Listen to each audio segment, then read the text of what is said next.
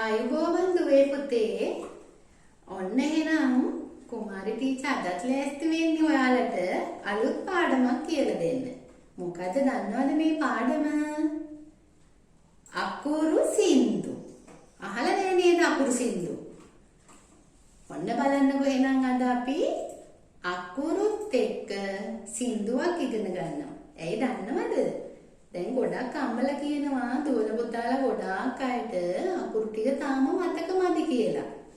ඉතින් ඒ නිසා කුමාරි ටීචර් හිතුවා ඔයාලා වෙනුවෙන්ම අකුරුත් සමග සින්දුවක් හදන්න ඕනි කියලා. ඔන්න ටීචර් හදපු සින්දුවක් තමයි අද මම මේ පුතාලට කියලා දෙන්න යන්නේ. ඉතින් දුවේ පුතේ ඔයාලා මේ සින්දුව හොඳින් රස විඳලා ඔයාලගේ හිතට ගන්න, හිතට අරගෙන පුතාලට අමතක වෙලා තියෙන අකුරු හොඳින් මතක් කරගන්න. නැවත ලියන්න. ගොඩක් අකුරු අමතකයි නම් අපිට පුළුවන් පුතේ වැලි ලෑල්ලෙත් ඒ අකුරු ටික ලියලා පුතාලගේ අත හුරු කරගන්න. ඔයාලගේ නංගිලා මල්ලිලා ඉන්නවා නම් පෙර පාසල් යන එයාලට මේ සින්දුව වටිනවා. ඔන්න එයාලටත් බලන්න කියන්න. ඔන්න එහෙමනම් ටීචර් සින්දුව කියලා දෙනවා. මේ බලන්න මේ බෝඩ් එක දිහා. පයන්න කියවන්න මල්ලි පනාවකුත් තියෙනවා. හයන්න කියවන්න මල්ලි හඳ මාමා ඉන්නවා. නයන්න කියවන්න මල් නයා අන්න ඉන්නවා. කියූ අකුරු එකට තියමු පහන තියා හැදෙනවා. ඔන්න ආය හගන්න. පයන්න කියවන්න මල්ලි පනාවකුත් තියෙනවා. හයන්න කියවන්න මල්ලි හඳ මාමා ඉන්නවා. නයන්න කියවන්න මල්ලි නයා අන්න ඉන්නවා. කියූ අකුරු එකතු කරොත් පහන කියා හැදෙනවා. ගයන්න ගඟ හයන්න හඳ යතුර යයන්නයි. සයන්න සඳ තයන්න තරු කලය කයන්නයි. ගයන්න ගඟ හයන්න හඳ යතුර යයන්නයි. සයන්න සඳ තයන්න තරු කලය කයන්නයි. ඔන්න මං හිතනවා දුවල පුතාලට දැන් සින්දුව මතක ඇති කියලා.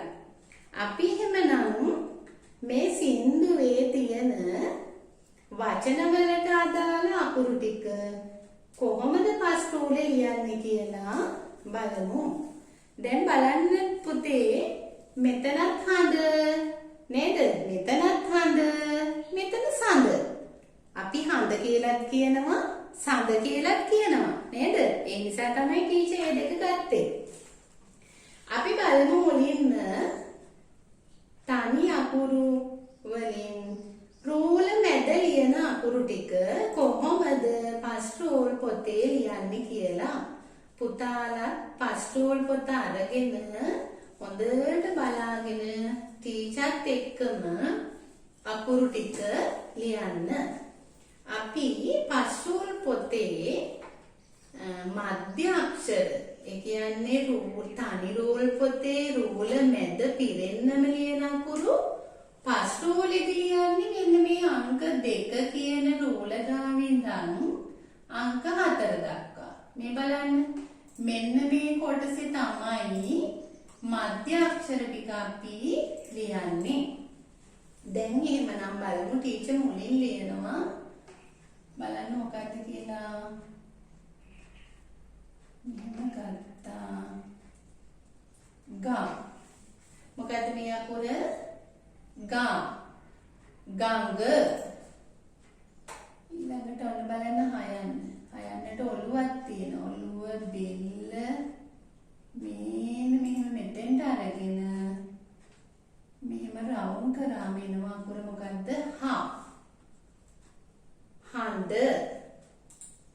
ඊළඟට පුතේ යයන්න පටන් ගන්නකොට අපි මේ අංක 2 රූල නෙමෙයි ඊට යට රූලෙන් තමයි පටන් ගන්නේ. ගත්තා. මෙන්න මෙහෙම ගත්තා. ඊට පස්සේ අපි මේ කොටස උඩට ගන්නවා. ඔන්න යතුර. ඊළඟට ඔළුව, බෙල්ල, අත. ඔන්න මොකක්ද බලන්න බඩගිනි දෙකක් තියෙන අකුර සඳ. ඊළඟට අපි ඔළුව පීරන්නේ පනාවෙන් නේද? මේ බලන්න ඊළඟට ඔළුව, බෙල්ල, බඩගිනිය මෙන්න මෙතනින් චූටි නැට්ටක් හැදෙනවා. ඒ මොකද්ද? ණය.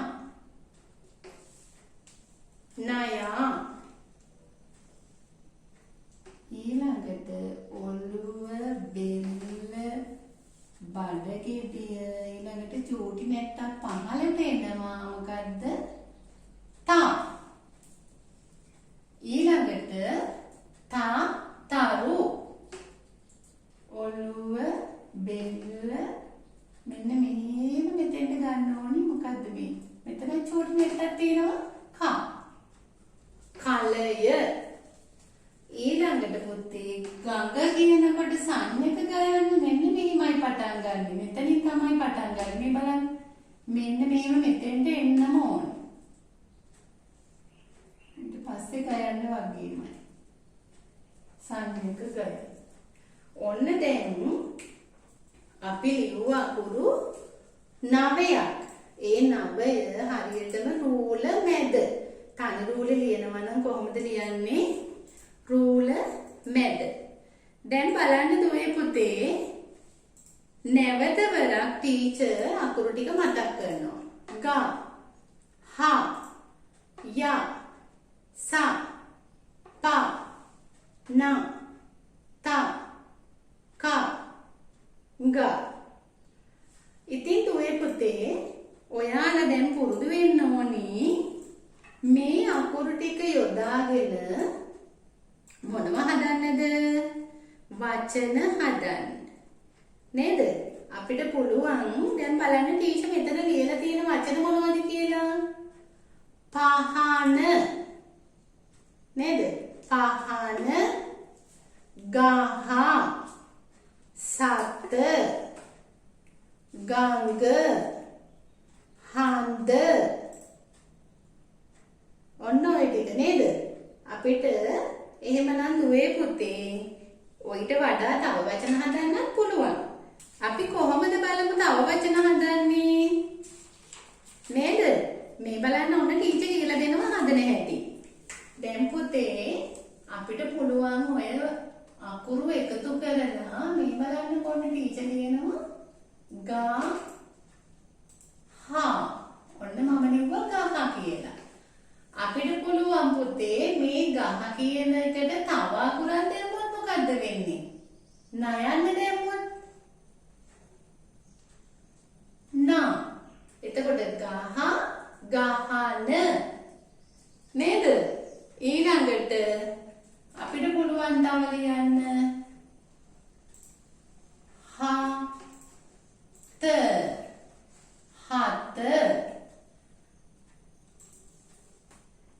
ඊළඟට අපිට පුළුවන් තව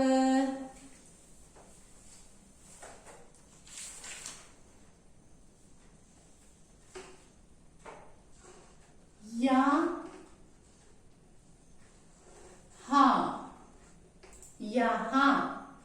ඒකට අපි තව අකුරක් නයන්න දැම්මොත් යහන. නේද? යහන. ඊළඟට